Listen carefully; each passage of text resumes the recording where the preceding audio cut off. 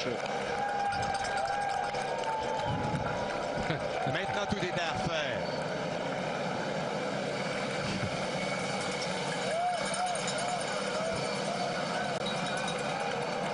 Quand vous voyez ce qui s'est passé à Québec et que vous voyez ce qui se passe en ce moment, comment ne pas aimer le vélo? Leipheimer, oui. Leipheimer à son rythme qui accélère. On n'aura jamais des démarrages de puncher. Leipheimer n'en est certainement pas deux, mais Leipheimer accélère et Racing réagit. Avec coup d'ego dans la roue de Racing et attaque de Racing. Racing qui termine de se détacher, attaque de Racing, franche. Leipheimer pas en mesure de réagir. David de la Fuente chez Astana.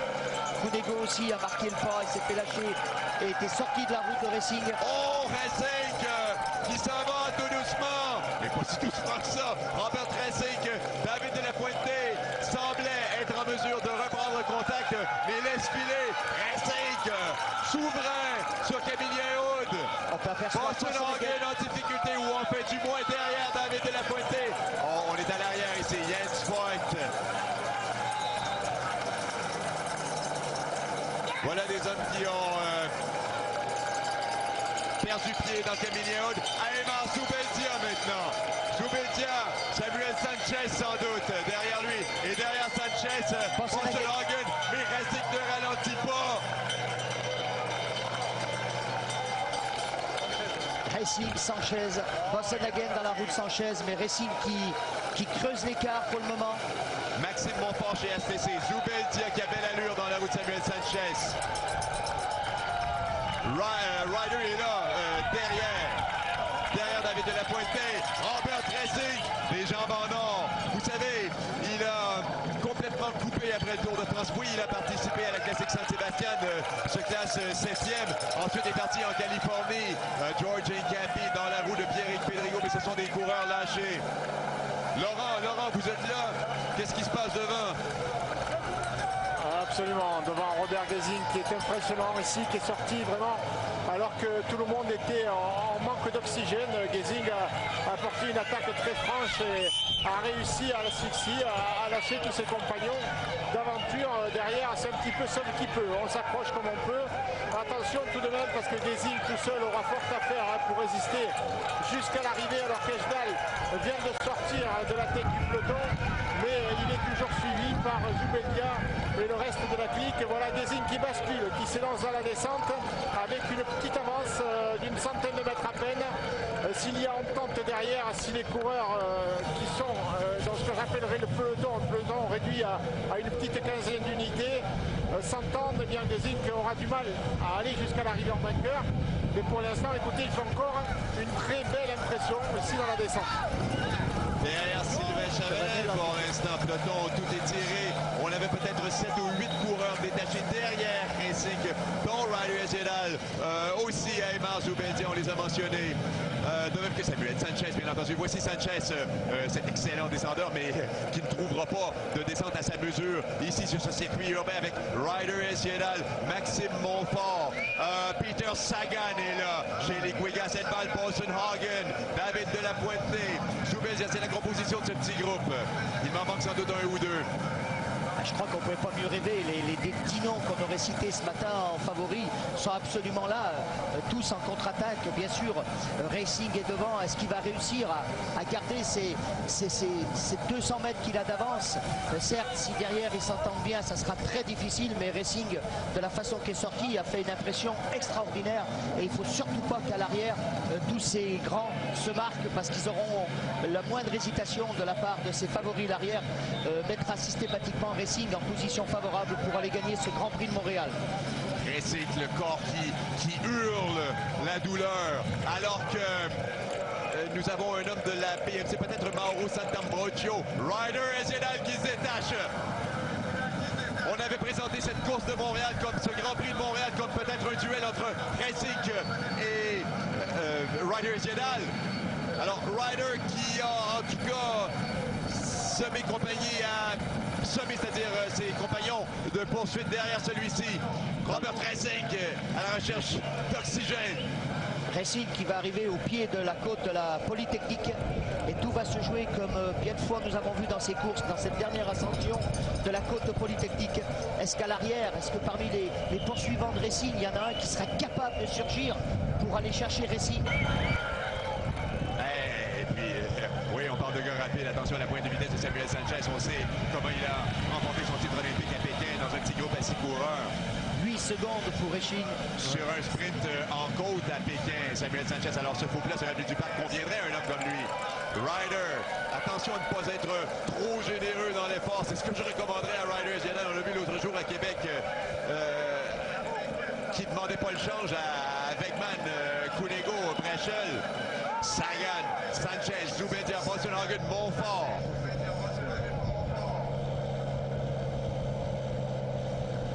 Il s'y touche presque. Quel suspense. Il touche presque à Kresic sur le boulevard Édouard-Montpetit. Boasson-Hagen, chacun doit faire sa part maintenant. On ne peut plus se regarder. On ne peut plus tergiverser. Boasson-Hagen, Montfort prend le relais. Alors, les candidats à la victoire sont là devant vous. Mais voyez ce petit groupe à l'arrière. Bien déjoué. Zubeldia maintenant, suivi de Sanchez. Chagan dans la route Sanchez. Ryder, Boasson-Hagen. Tandis que Racing à la fin devant. Sur Vincent Dindy, faux plat descendant, va tourner à droite sur le boulevard Édouard, sur le chemin de la côte Sainte-Catherine, pardon. Le voici Racing. Samuel Sanchez qui secoue la tête.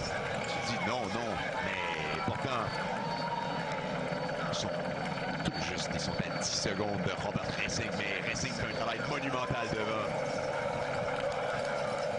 Peter Chagan maintenant. Il faut tout donner. Racing qui est bien parti malgré tout, qui va arriver sur l'avenue du Parc.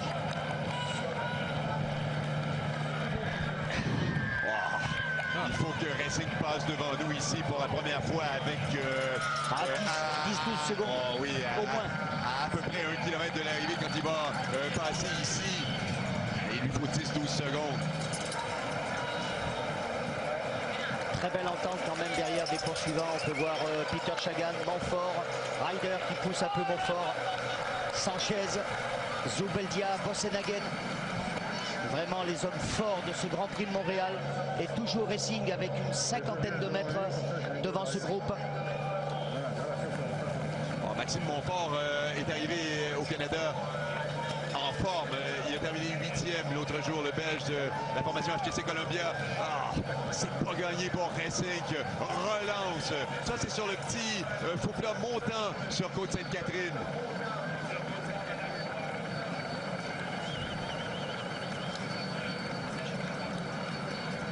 Les gars à la limite ici, presque au point de rupture sur les derniers kilomètres de ce premier Grand Prix de Montréal. 8 secondes, 8 secondes entre les Racing et ses poursuivants.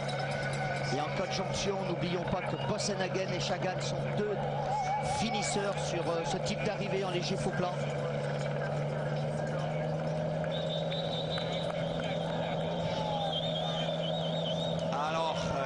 Va passer devant nous Robert Racing dans à peu près 1 minute. Il en termine avec le chemin de la côte Sainte-Catherine. Il va tourner sur l'avenue du Parc.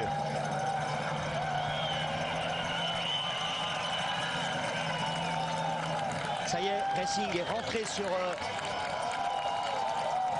va rentrer sur l'avenue du Parc. Aïe. Quel suspense. Faites vos jeux, messieurs, mesdames. Alors, Ryder, Eziedal, Samuel Sanchez, Boasson-Hagen, Sagan, Montfort et Zubeldia.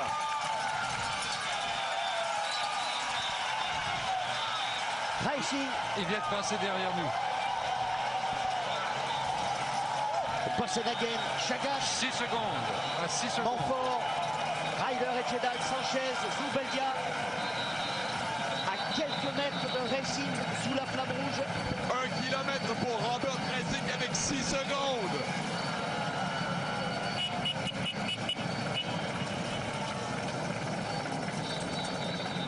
C'est fou, c'est le plus beau scénario possible en conclusion de ce Grand Prix de Montréal. Boasson-Hagen qui demande à Ryder de passer.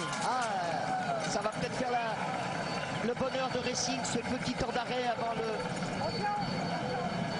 Racing qui est en train de... Il lui reste à remonter à peu près 400 mètres pour Robert Racing, avec ceux-ci qui sont battus maintenant. Racing, les mains au bas du guidon, Robert Racing, troisième l'autre jour. S'en va-t-il vers la victoire à Montréal? Oh oui, c'est bien parti. Où sont-ils? Ryder qui jette ses dernières forces pour revenir sur le Néerlandais Racing. Je pense que c'est peine perdue. C'est dans la poche pour Robert Racing. On ne le reprendra pas. Il a terminé 6e du Tour de France.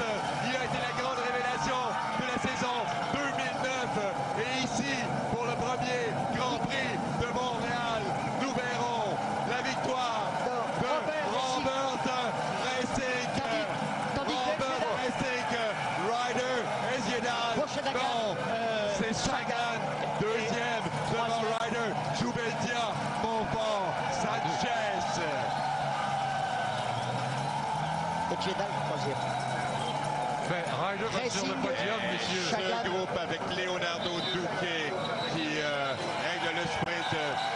Robert Racing pour vous, mesdames, messieurs. Superbe grimpeur. Deuxième, Peter Sagan. Et troisième, Hesjedal. Oh,